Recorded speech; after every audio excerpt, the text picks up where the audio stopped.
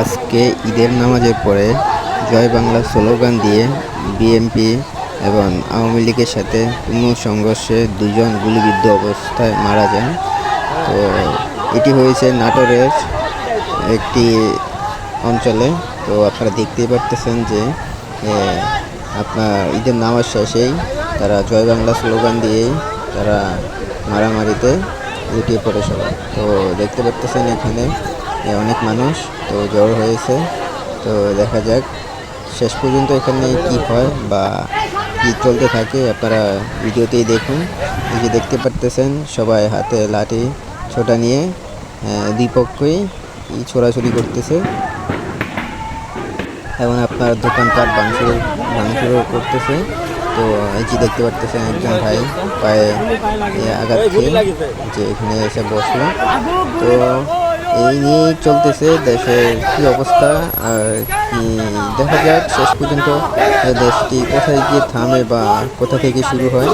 তো যাই হোক, আমরা দেখতেছি এবং দেখেই যাই।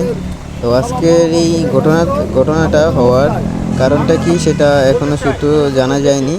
তো জানা গেলে অবশ্যই, আসলে যদি ঘটনার সূত্রটি জানা যায় তাহলে অবশ্যই আপনাদেরকে পরবর্তী ভিডিওর মাধ্যমে আপনাদেরকে জানিয়ে দেওয়া হবে। তো আসলে দেশ কী পরিস্থিতিতে চলতেছে আপনারা দেখতেছেন।